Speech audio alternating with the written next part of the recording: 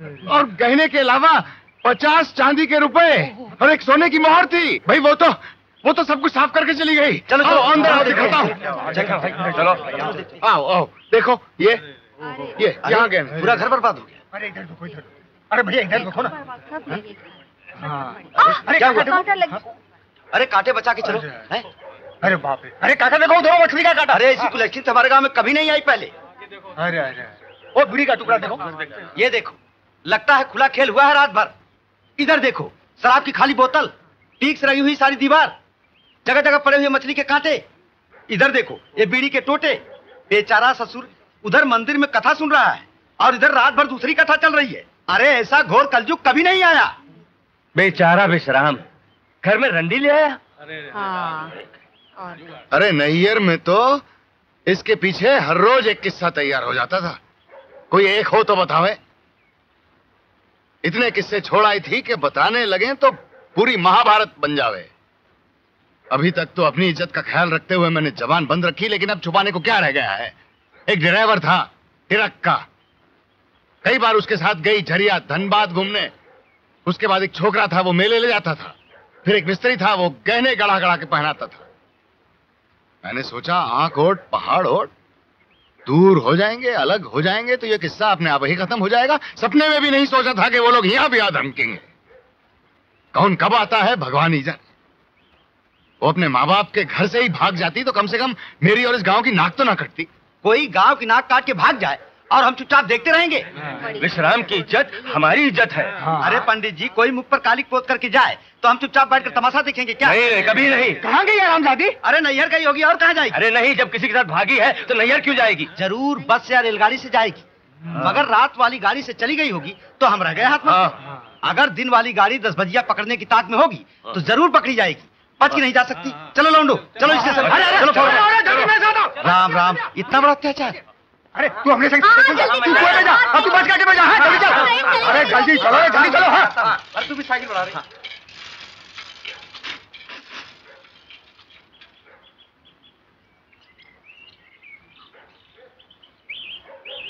क्या हुआ? हाय राम, इधर आओ, देखो सारी खटिया मिट्टी के तेल से भीगी पड़ी है। ये देखो मिट्टी के तेल की बोतल, सारी खटिया मिट्टी के तेल से भीगी पड़ी है। ये रही माचिस। हे भगवान, भगवान तूने ही प्राण बचाए। अगर मैं कल रात मंदिर ना गया होता तो मेरी जली हुई लाश यहाँ पड़ी होती। ऐसी खतरनाक औरत इस गांव में पहली बार आई है। और मंतुरिया की माई को तो देखो, विश्राम के खिलाफ क्या क्या उल्टी सीधी हाँकती फिरती है।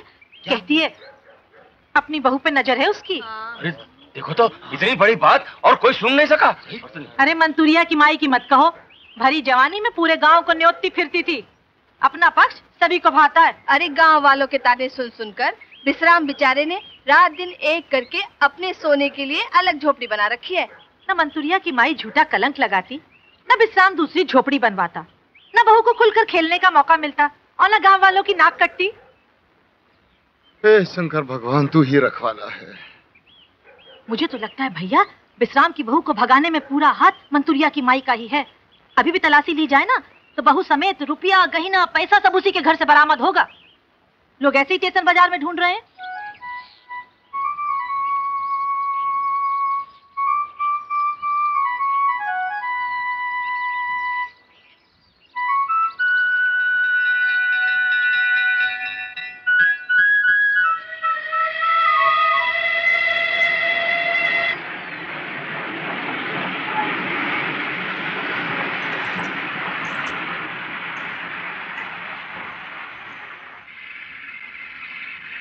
अरे भैया, इस साल तो क्या है कि ये गाड़ी कलकत्ता जाएगी। हाँ बैठ जाओ।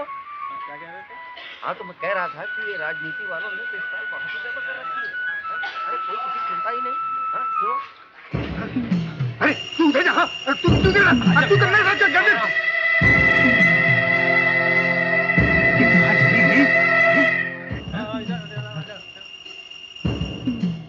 ये रही। अरे यहाँ जल्दी आओ। अरे वो रही। चल उतर जल्दी। अरे क्यों जबरदस्ती कर रहे हो? क्यों जबरदस्ती ले जा रहे हो? छोड़ो मुझे, मैं नहीं जाऊंगी। मैं नहीं जाऊंगी। छोड़ो मुझे।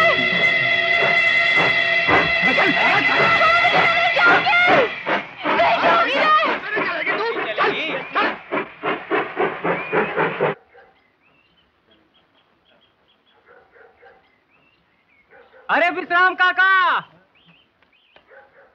बिमली पकड़ी गई है। स्टेशन पर थी, गाड़ी में भाग रही थी।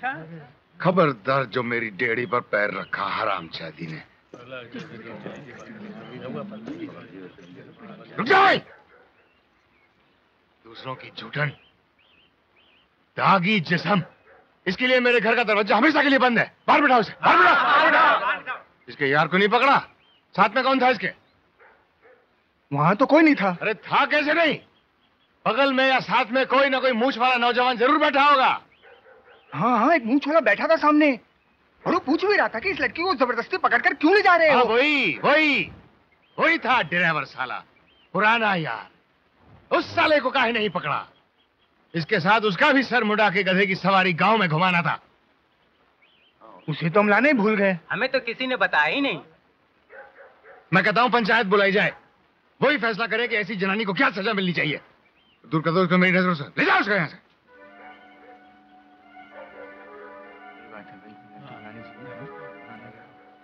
हाँ, पंचायत बुलाई जाए, और बोधन महतो भी यही है और हमारे सरपंच भी यही है। हाँ बोधन महतो, कहा तो कल पंचायत बुलाई जाए। नहीं, कल नहीं, आज ही पंचायत बुलाई जाए। विश्राम चौधरी तो अपनी बहू को घर के भीतर भी नहीं लेना चाहता है। इस औरत का फैसला हमें जल्द से जल्द कर देना चाहिए। आज दिन ढलते ही पंचायत होगी, और तब तक ये औरत यहीं रहेगी, खुले में। कहे चौधरी? ठीक है ना? ठीक।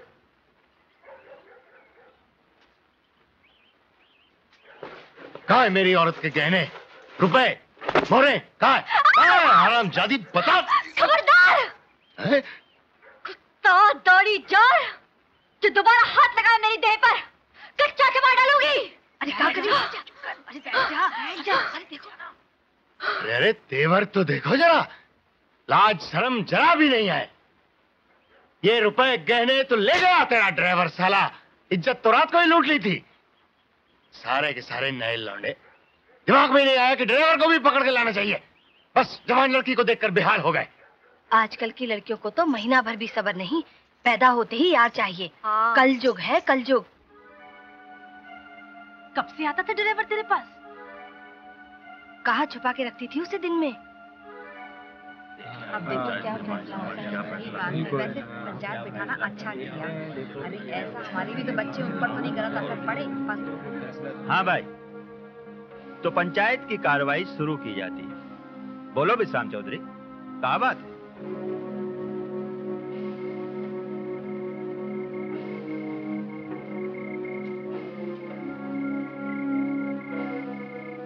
पंचों, आज पंचायत के बीच जो जनाना बैठी है, बदकिस्मती से वो मेरी बहू है। मेरा लड़का जिसकी ये औरत है वो परदेश गया हुआ है। मुझे गौना कराने की कौनो जल्दी नहीं थी, लेकिन बिमली के बारे में जो खबरें मिलती थी उसे सुन सुनकर कान पक गए थे। यही सोचा कि अपने माई बाप के घर से चली आवेगी, सब ठीक हो जाएगा। यही सोचकर मैं गौना कराकर उसे यहां ले आया। अब यहां लाकर अच्छा बुरा देखने पर टोका टाकी शुरू हुई तो मेरे गांव वालों ने मेरी ही गलतियां निकालना शुरू कर दिया। सो भी थोड़ा बहुत तो आप लोगों ने सुना होगा। 5 पंचों की बात सुनकर मैंने अपनी अलग एक झोपड़ी तैयार की और यही मेरी गलती हुई। नजर से दूर होने का नतीजा यही हुआ कि बहू हाथ से बेहाथ हो गई।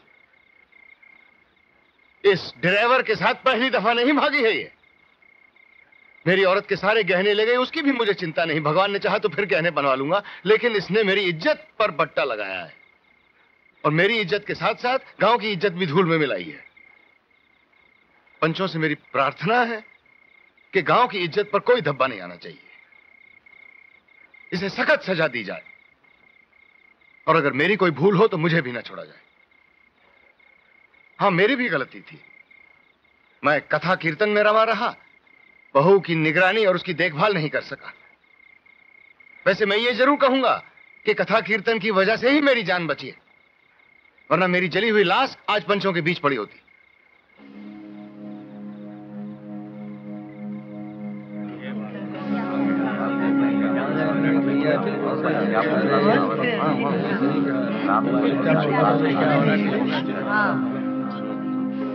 हाँ, तो विश्राम की बहू को पंचों के सामने खड़ा किया जाए।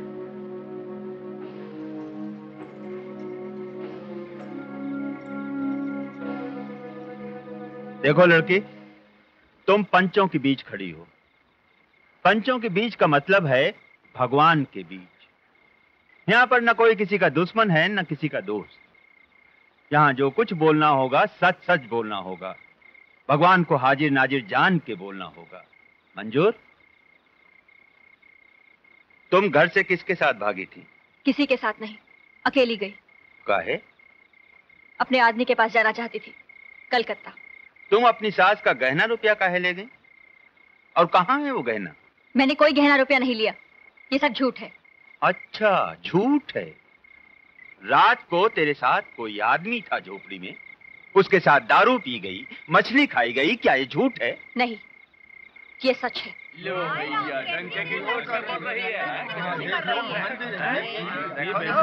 तू मिट्टी के तेल की बोतल और माचिस लेकर विश्राम की झोपड़ी में गई, क्या ये भी झूठ है? नहीं, सच है। तू विश्राम को जलाकर मार डालना चाहती थी ताकि तेरे काले कारनामे का कोई सबूत न रहे, क्या ये भी झूठ है? हाँ, झूठ, बिल्कुल झूठ। कल रात मेरी झोपड़ी में दारू पीने वाला, मछली खाने वाला, मुझे नंगा कर मेरे साथ मुंह काला करने वाला, यही जानवर मेरा ससुर था। अरे मैं तो उसको जिंदा जला देना चाहती थी, लेकिन ये बच गया। लेकिन मैं इसको छोड़ूंगी नहीं, इसको मैं कच्चा खा जाऊंगी। अरे क्या कर रही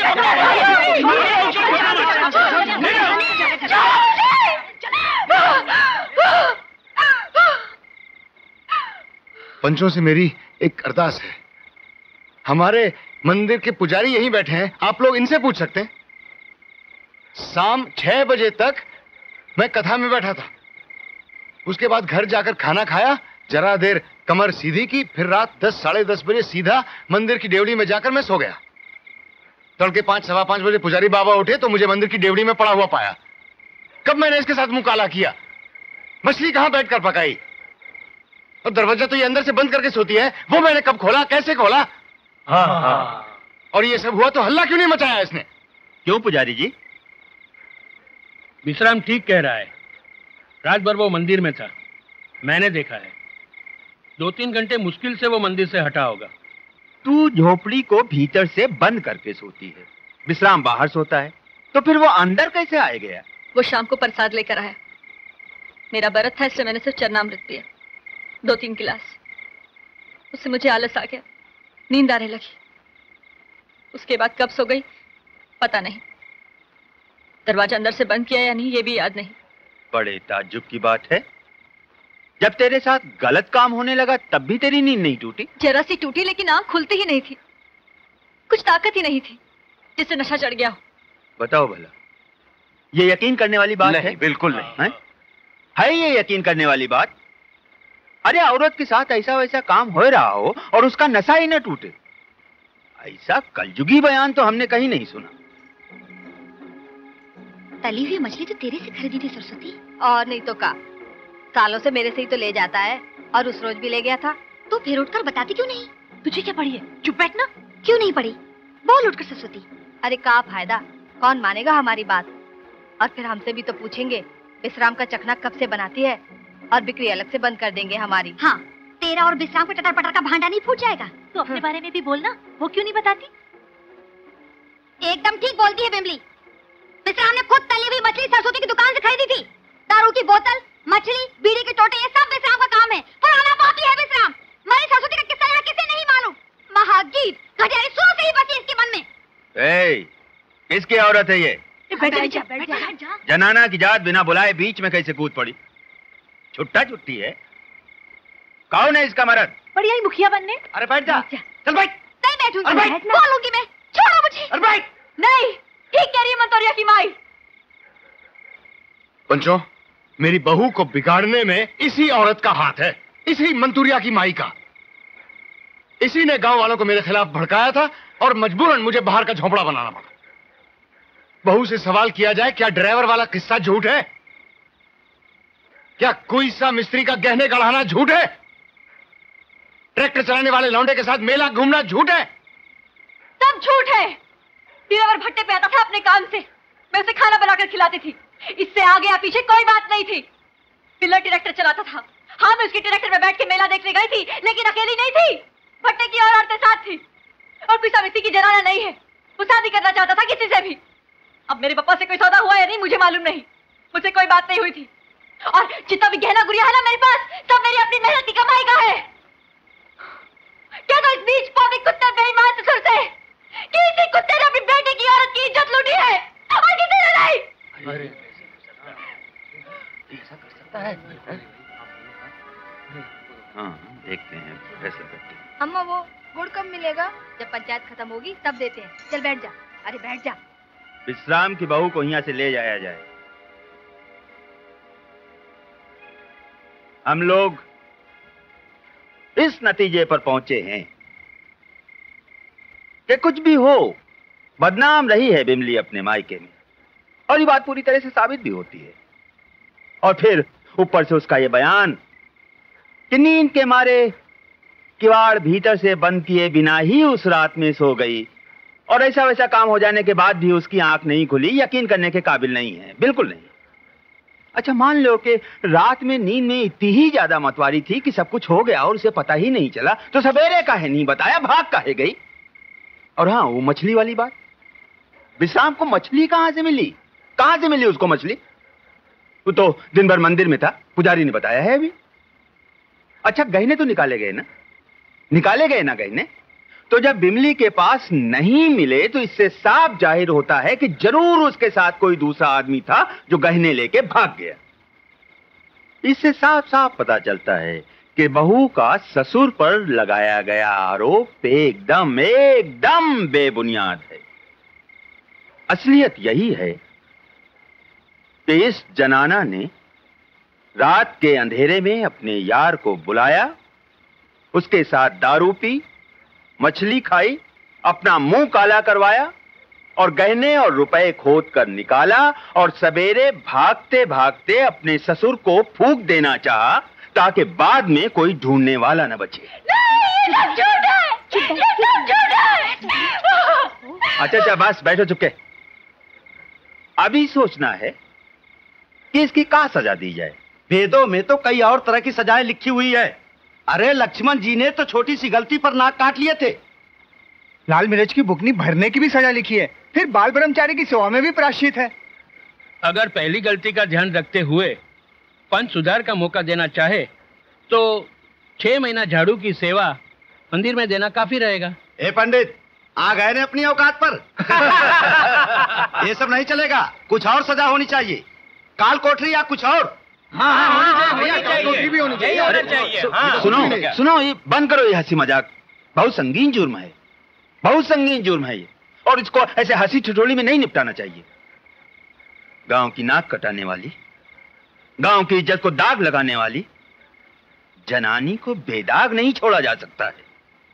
हो सकता है ये मामला पुलिस थाना तक पहुंचे, लेकिन हम गांव वाले सब चंदा करके झेलेंगे इसको। लेकिन इस दागी जनाना को दागा जाएगा ताकि समाज के सामने एक उदाहरण बनकर रहे ये। अब सवाल है कि दागा कहां जाए। इस जनाना ने अपने ब्याह, अपने सुहाग के साथ दगा किया है। जान देकर भी जिस धन की रक्षा करना नारी का धर्म माना गया है, उसी धन को चखना और दारू के नशे में मुफ्त में लुटा दिया इस बदकार ने, एक बाहरी आदमी को। इसकी कोई माफी नहीं, कोई नाक कान काटना नहीं, कोई काल कोठरी की सजा नहीं। इसके लिए तो इसको ऐसी जगह दागना चाहिए कि न